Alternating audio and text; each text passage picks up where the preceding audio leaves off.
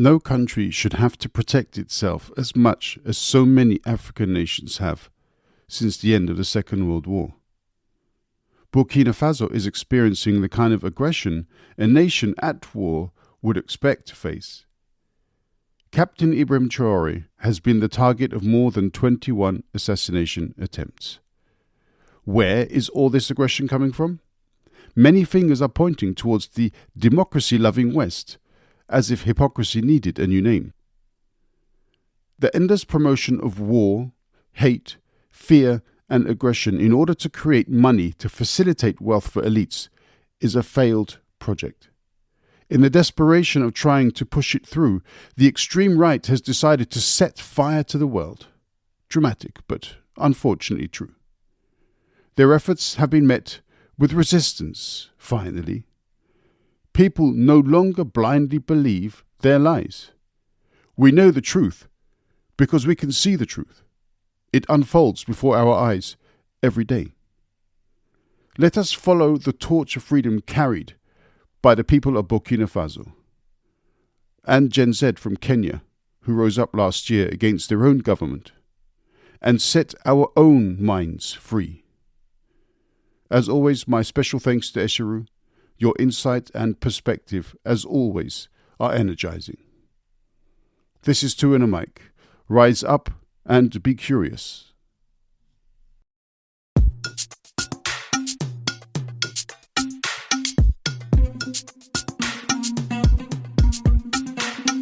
Dung weche pek kod welo mabiro e Two under Mic. Dung parodit kod jok mawuoye Two under Mic.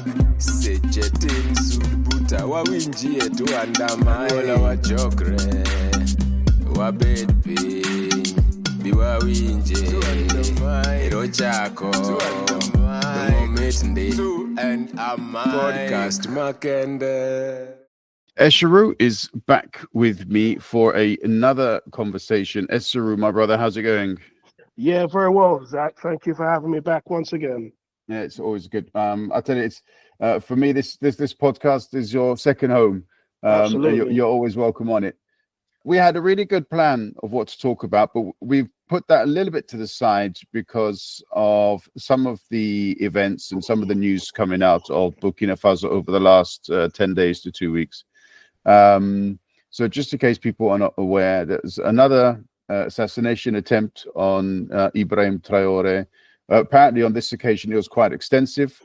There were former military and current military members of the Burkina Faso military, I should say, as well as people from other African nations involved, plus, from all of the reports, Western influence. Now, some suggest that Western influence was France, some say the USA, some say both, some just keep it vague and say Western influence.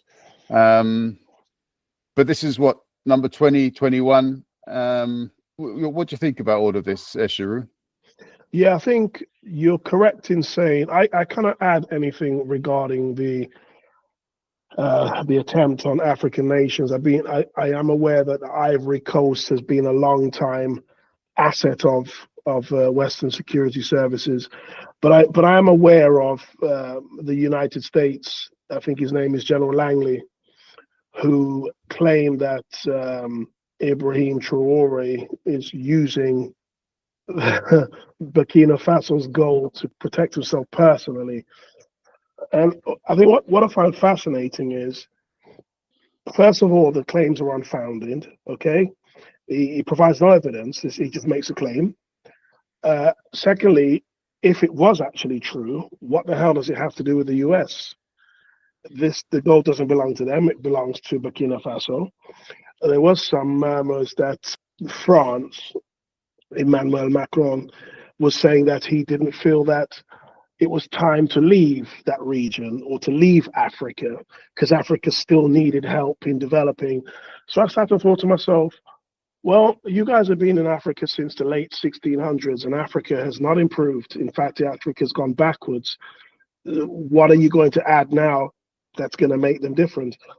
The world is shifting. Okay, we're moving into a multipolar world, right, which is a better fit. America had its opportunity at the end of the Cold War, and it's all it done was increase the amount of wars we had on the planet, the devastation and destruction. Um, it's failed. The Northern Hemisphere has had its opportunity to help develop the global South, and it's done nothing. All it's done is exacerbated poverty in the South and also here at home. If you look at the way things are currently in most Western industrialized countries, food prices have gone through the roof, energy prices have gone through the roof, people's quality of lives have diminished. One thing that's remained constant is wages. So we've actually got less in our pockets than we had before.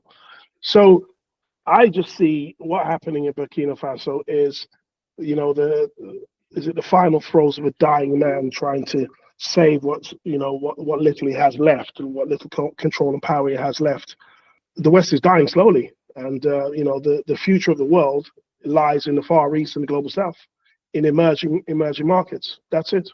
I mean, just to quickly touch on the point that you're making there, people, when we talk about what Western countries are doing in other areas, people tend to be, we talk about Europeans and North Americans and so on, they tend to defend their own country's efforts in other countries. However, when we come to then analyze what these governments are doing in their own countries, so for example, let's say a British guy who's analyzing what's happening in Burkina Faso would say, yeah, but when we go to places like Burkina Faso, we put this in, we do that, and so on. We manage things in a way which is better there. We fix the corruption and so on. But if the same guy analyzes what the British government is doing in the UK, they turn and say, oh man, it's absolutely terrible. The NHS is on its knees. The economy is absolutely pants. People can't. So 1 minute. Where is this objectivity when we're talking about political efforts in other countries? Where is the fact? If the UK government is so good abroad, why can't it be good at home? This is the very question. I think that people just can't remain consistent in their thoughts, okay? And we also know that there's a lot of gaslighting from the media and our governments. They will tell us that there's no money to feed the poor. There's no money to build affordable housing. There's no money to increase wages, but they'll loan money from the bank to finance weapon sales. That's literally public money that they've created out of thin air, finance officers, to go and create more death and destruction, which will then probably create more refugees that will then end up coming to your country to put even more of a strain on the system that they're underfunding. Do you understand me? Yeah. What I see is this. Hannah Arendt wrote a book called Fascism, and in it she talks about the late stage capitalism. And just before we head into the fascism part, late stage capitalism is where the wealthy shore up as much as the wealth that they possibly can. They pass more and more draconian laws to keep the citizens in place and stop them uprising. Prices rise, citizens get by on less.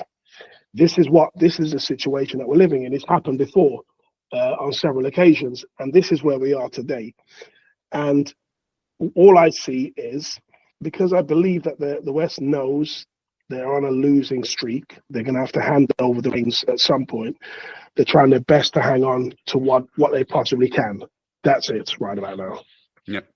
I remember once reading an interview in the post-Cotonou era, and a lot of African nations were sitting down with European representatives to talk about a new deal, to talk about a way forward. And the commentary at the time was basically European leaders still looking down their noses at African nations' representatives. They still found themselves to be superior. And a lot of the commentary was basically saying, well, if that's the way you're going to look at us, why on earth should African nations continue to do business with you? Well, if you look at yesterday, Tony Blair I think he was quoted as saying something about hitting the climate target's going to fail, or that they shouldn't even bother trying to hit the target because they're going to fail. And then today I read that banks have loaned £75 billion to industries that they know are damaging the climate. And I've said this. A lot of the problems that we have on this planet is facilitated mostly by the West, whether that's through war, whether that's through fossil fuel or climate or environmental damaging industries, the over deforestation of crucial rainforests around the globe, just to feed this capitalist system. And I've said that in order to fight a lot of the challenges that we have facing humanity, they need to bring those to the table that are most likely to be affected by climate and environmental disaster, and that are those right now who are the voiceless. These are the people in the global south, South Americans, the people in the Caribbean, and the people in Africa and the Middle East. These are the people who are not being brought to the table, yet we're all to share the blame for what's going on with the planet. When you look at who is actually to blame, it's the industrialized countries of the north that are exploiting through a system the natural resources that we have on offer. Yep. And then when obviously nations which have their own natural resources decide that they want to be able to manage them themselves, they don't want to have foreign companies doing the job for them, then they get labeled, as you said.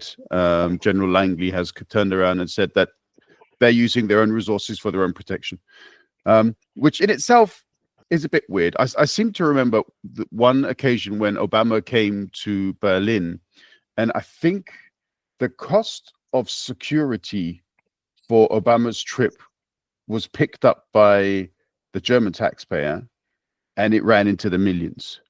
Nobody said anything then about a country spending so much money on protection.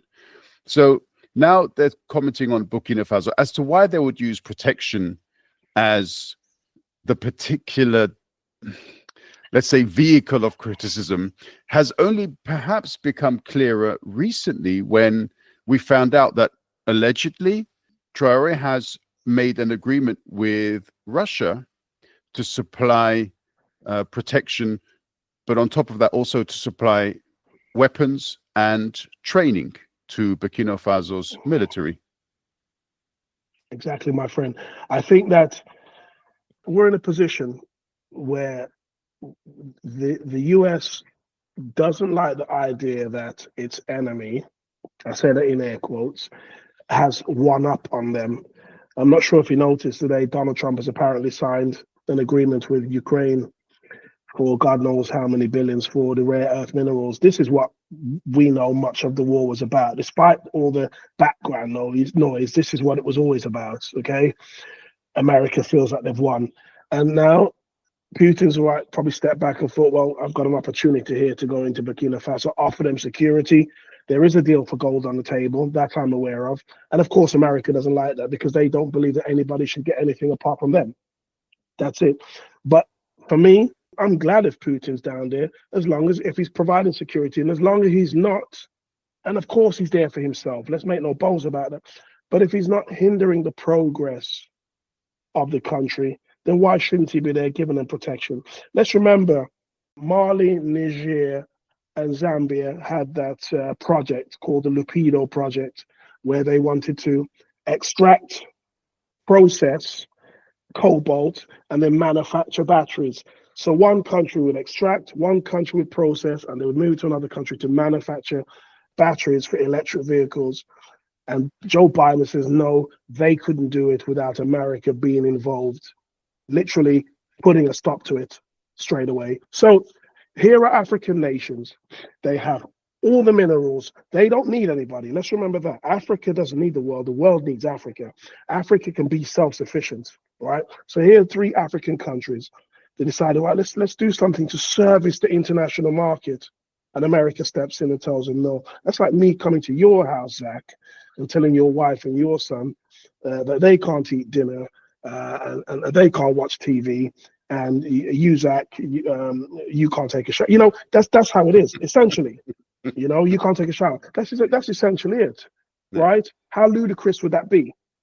But yet we allow them to get away with it time after time. And this is why I'm happy that people are supporting Captain Ibrahim Traore. I'm so pleased that he's had so much support from the diaspora globally, as well as on the continent.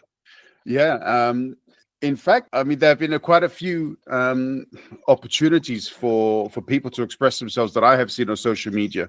I've also made a couple of TikTok videos, and the response has been, yeah, thanks, well done for speaking out. And a lot of people are actually rooting for Burkina Faso. Now, also, just to point out, we are not, or at least let me speak, I am not in any way pro-Putin or pro-Russia.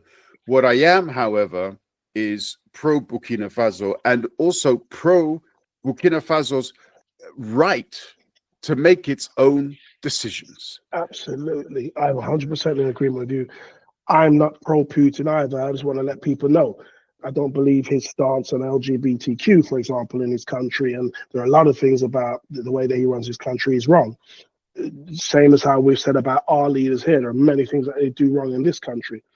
But I am for Burkina Faso and the African continent and countries within Africa to determine their own right. They should be able to decide. They're already locked out of all the key decisions that happen in the world. When do you see African nations invited to the G20? They're just not there. You may see South Africa thrown in there, and maybe they'll throw India in the mix. But there are no African countries, but yet decisions are taken for them on a daily basis. As you said this earlier, as people, they're looked down upon. Shahid Bolson, who's a very good analyzing the world, he said recently, if you look at Africa, the West still looks upon it as it did in the 16 and the 17 and the 1800s. It doesn't view it any differently. That's the mindset of certainly the leaders and so on, that they view it still in the 16 and the 17 and the 1800s, that it hasn't developed in any way, which is incorrect. Now, actually, I think you're right when you said many people as well. There has recently been, at least because I also attended, I think I sent you photographs as well. I attended a photography exhibition here in Berlin. And one of the main points behind the exhibition was to show photographs, to show images of the last 200 or 300 years of African nations, including during the times of colonialism, but to give the African perspective, because we still think, whenever we think about African nations going back to colonial times, we still only think in terms of victims, in terms of impoverished, in terms of slaves, in terms of people who are incapable of defending themselves. Correct. And you've made the point many times, nobody ever talks about the continuous uprisings, the continuous rebellions against the slave trade, against colonial powers. Nobody ever mentioned those. And so it's very important that we actually think, do you know what? The West has been conditioned over the last 200, 300, 400 years to think about African nations in this way, and we have to change that. 100% agree. And this is one of the things that I've often spoken with people on social media about. Certainly when I've managed to get into a heated discussion with some, and they still seem to think that Africans live in mud huts and throw spears. Of course, some parts of Africa have their culture. You won't get away from that. But if you look at Africa as a whole, it's developed in many, many, many ways. I mean, if you walk in some of these major cities across Africa, you wouldn't believe you're in Africa. You would believe you're in any industrialized nation in the world, But you never see that side of Africa because Africans are supposed to be stupid. But let's remember, there has been an industrial effort to separate Africa and Africans from their history. The West, as we know, spent the last 300 or 400 years letting Africans know that you're stupid and you never come from anything. Egypt is a great one for me. I think we might have even touched on this in the last episode, but we'll bring it up again. That the Egyptians today can trace their lineage back through the Greeks and the Turks and the Arabs. But the Egyptians that built the pyramids, the Egyptians that were there before, were the black people from sub-Saharan Africa, the Nubians and the Cushites. They were in Egypt. They were the pharaohs. They were the ones that built the pyramids. But of course, the West, because it spent centuries destroying Africa so that there'd be no trace of who we were, they've spent hundreds of years persuading North Africans that they're more akin to Europeans because they've got light skin. And they've redrawn the map of Africa, calling North Africa now the Middle East. And if you look at the people that were in North Africa that were pro-Sub-Saharan Africa, Anwar Sadat, Colonel Gaddafi. Let's remember, let me get this right. Abel Nasser took in Patrice Lumumba's children, yes, and raised them. This is a fact. And that just goes to show you about how they had unity in Africa, North and Sub-Saharan, and the West, of course, fractured that unity and told the people in the North that they were better than the people in the South, redrew the map to claim that as the Middle East, got rid of Gaddafi, put their puppets in Tunisia, in Egypt, and Libya is now a failed state. All the doing of the West, all of the West hands. Let's also not forget that the 1960s was also around the time when, you know better than I do, Malcolm X, the first time he said that he felt that a white-skinned person, more or less, actually thought in a positive way towards what he would say the black man, was when he went on his pilgrimage and he went through Egypt. And obviously he was assassinated in 1965. So therefore, as in when you are talking about the powers in place which tried to create as much division as they could behind the lighter toned countries in the north and the rest of the African continent, people can look at these kinds of events. Of course they have to, because all of it, they're all tied, they're all linked, all of them. When I look at the assassination of Martin Luther King, Malcolm X, Fred Hampton, JFK, Patrice Lumumba, and the first General Secretary of the UN, a guy called Dag Hammarskjöld, Swedish, all of them are connected. They're all linked, all of them. You can put the markers in, Anwar Sadat, Abel Nasser, you can put the markers in and you can see that they're all connected. These people would have unified. They would have done something special for Africa. And of course, I have to get, because they are, I'm going to be bold and say, we have a socially engineered natural order of things, okay? If Africa was to become unified and Africa was to decide its own fate from the rest of the world, what do you think that would do to the balance, the shift of the world? Where do you think that socially engineered natural order of things would be? It would literally flip it like this, because the global north then will have nothing. It will no longer be a powerhouse, because Africa would then assume that role. And who are they going to most likely work with? The people that once enslaved them, or the people who are trying to save them? Yeah. And that would literally flip the balance of power. And they have a vested interest to stop that from happening. That's just my opinion. Yeah, I mean, there's a lot of evidence which would back that up. A lot of these assassinations that were carried out later on, 30, 40, 50 years later, people came forward. For example, I think there was a Belgian that came forward and said that, we were involved in the assassination of Patrice Lumumba. Right. These are facts which cannot in any way be denied. That's just the way it is. And that's what makes, coming back to Traore, that's what makes it so important that we talk about him and we do what we can, because we've lost so many great revolutionary leaders, so many leaders that have been visionary, so many leaders that wanted. Just think if Africa was allowed to develop from the days of Patrice Lumumba, could you imagine the world? It would be better for the world to have that. It would be far better. The world would be in a much healthier place today if the Middle East was left alone to develop, and if Africa was left alone to develop. It would be. That's it. It would be. There is no doubt in that. I'm not saying we wouldn't have problems, but my point is that we wouldn't have, what is the count? About 120 million people who are displaced currently, globally. Yeah, I think the figure is something like as high as you say there. I don't have the figures in front of me at the moment, but another name that I'd like to throw into this, and we want to talk about him as well, obviously, is Marcus Garvey, and he is indeed a character who had a particular desire and wish to pursue his idea of Pan-Africanism, and wherever possible, he was either prevented from doing so, or he was hindered in some way, or there was some kind of a sabotage underway with regards to making things difficult for him. So for a very long time, a lot of different countries, a lot of different powers have been involved in trying to stop African nations from achieving what they wanted to do so themselves. Even I read a book about Nigeria, about a chance missed.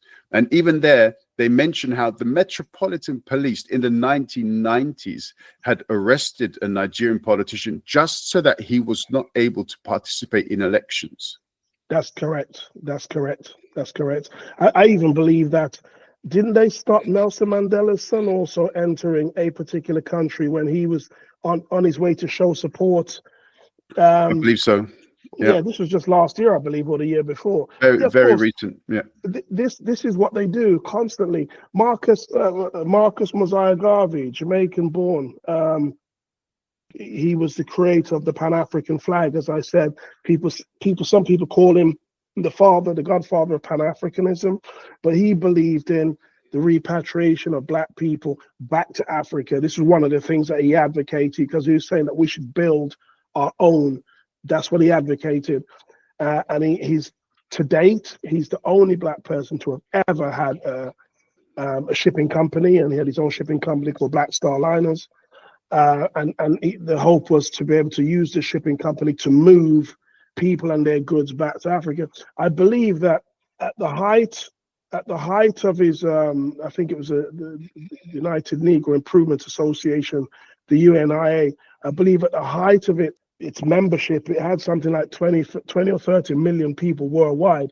This was back in the 20s or 30s, long before we even had any internet, and he was able to mobilize that many people globally. Of course, he's going to be a threat. Same with Malcolm X, same with Martin Luther King, same with Fred Hampton. Only 21 when they got rid of him. Now look at the state of the world today and tell me things are better. Tell me. They aren't. No, absolutely not. Things are not Absolutely better. not. Things are a lot worse. But I believe I have this theory that when we left, I'm not talking about ancient history when they took us out of Africa, but certainly from the Caribbean. Many people left the Caribbean, the diaspora, and they went to Canada and Britain and the US. And I believe that we all came here with this promise of, streets are paved with gold and people ready to make loads of money. And many people moved here, streets weren't paved with gold. They lived in substandard accommodation.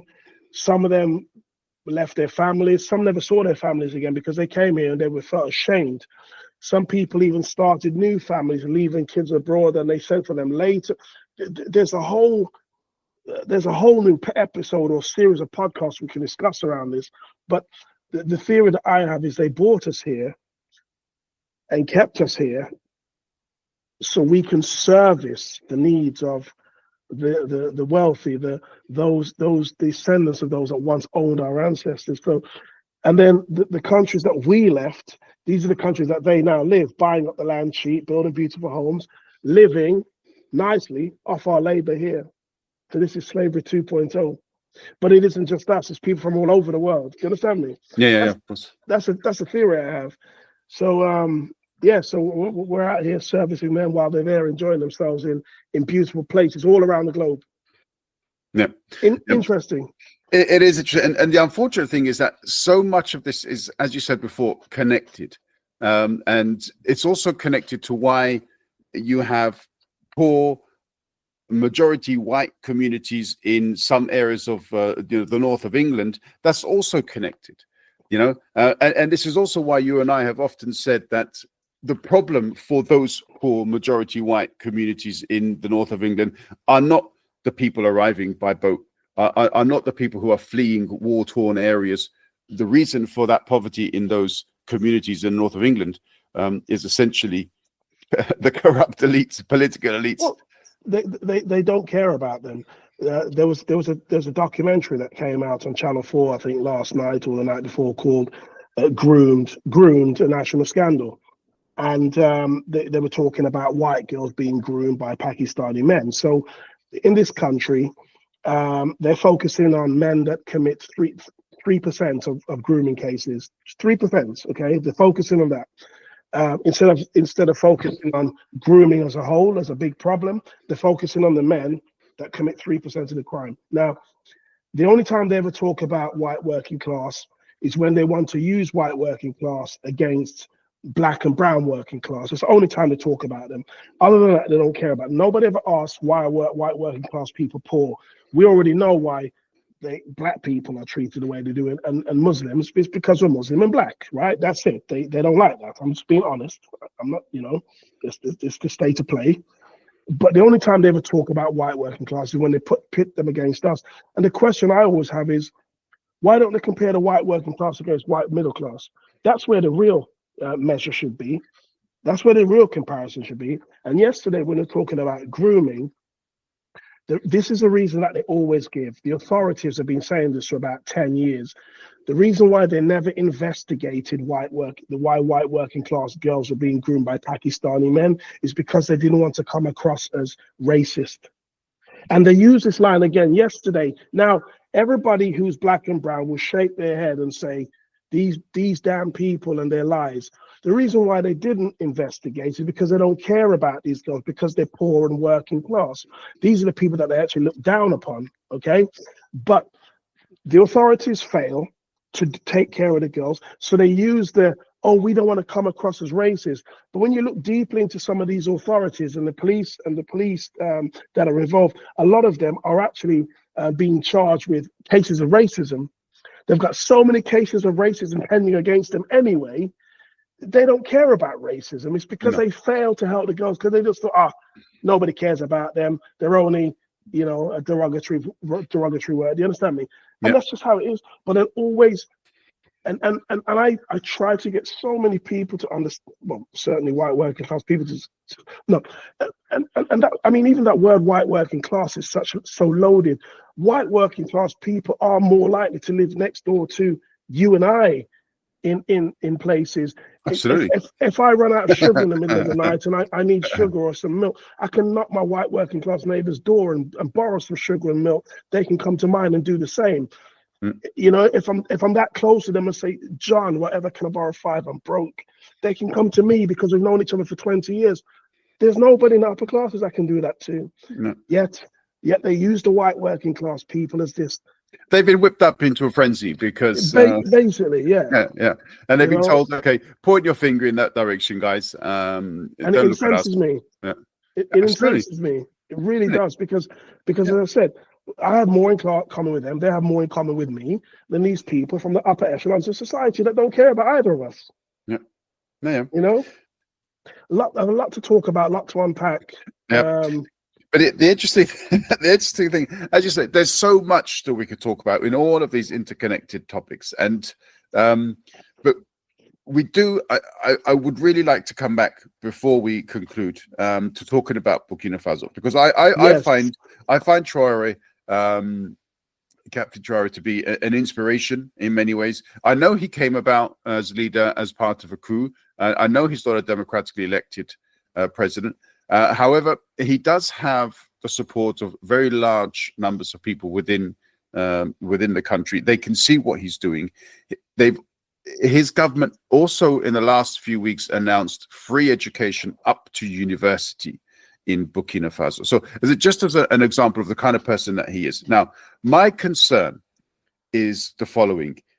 As he has now commissioned, or he has now purchased the service of Russian special security for him, for other members of his government, also to train up the military and so on. Do you see the chances of Burkina Faso being thrown into another proxy war between the West and Russia? If you look at the US, the only thing they've developed is AFRICOM, which is the military units. That's the only thing they've developed in Africa, because the US is a war economy, okay? It's dependent on war to thrive. I can definitely see them doing something to try and destabilize the country. I mean, let's remember, right, what's happening in the Congo is the M23 are being backed by the US, who are also backing Paul Kagame, who are also working to destabilize, to keep Congo destabilized as it is. So, the West can access the minerals the way it is now. So, from what I know, Ivory Coast is one of these countries that have always been an agent, if you will, for destabilization in that part of Africa for the West. And I believe that Langley was in Ivory Coast. That's General Langley, the U.S. Military top brass. I believe he was in the Ivory Coast, and although I'm not sure what the details of his trip was, I can be more or less certain that he's trying to try something, of course, because America doesn't like losing. It doesn't like losing to Russia, but at the same time, they believe the gold belongs to them and nobody else, and that's how it should be. And black people should remain poor and die, and that's how America thinks. But it's also worrying in the way that lots of little negative news tidbits are starting to come into play with regards to Burkina Faso. And today I read as well that the USA has listed Burkina Faso as level 4, I believe, of a country not to visit because of the dangerous situation that there is there. Which is all lies. It's all it is. It's just an attempt to character assassinate him and the country. That's all it is. Nothing else. Okay.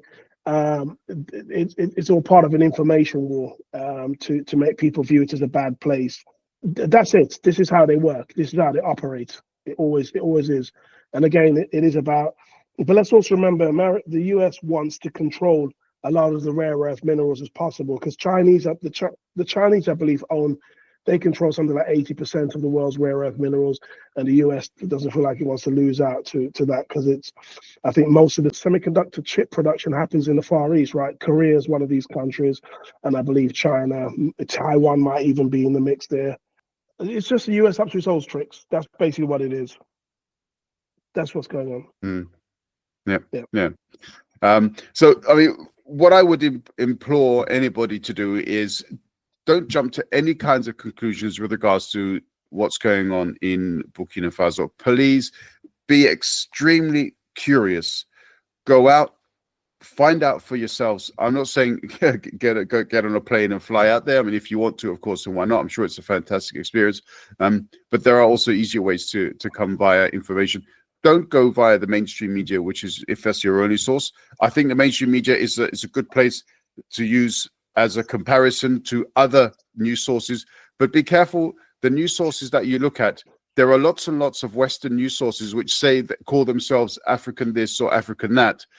But go and look at the website and see where their head offices are, see where the funding organizations are, and try to find sources from within the continent of Africa, because they're more likely to give you a realistic take. 100% correct. 100% correct. I think that people need to be a little bit more.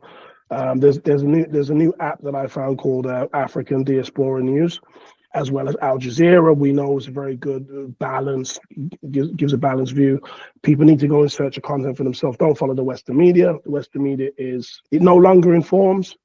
You're right in saying use it as a tool to do comparisons, but not use it as a rule, because it no longer informs. It creates narrative, shapes opinions.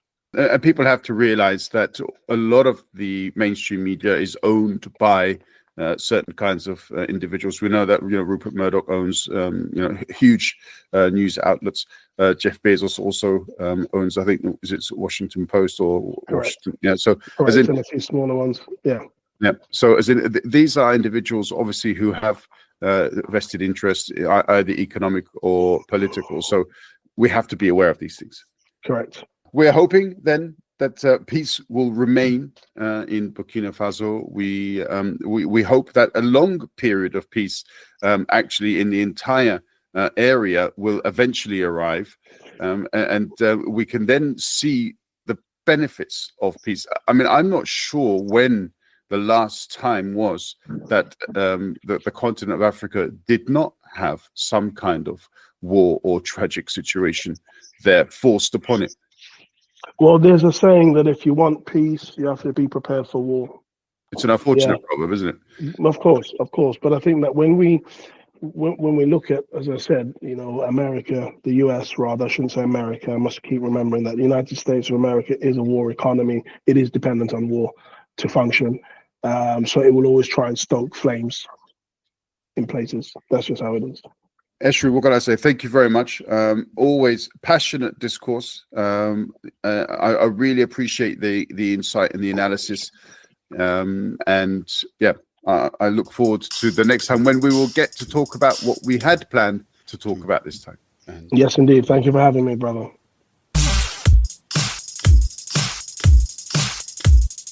two and a mic.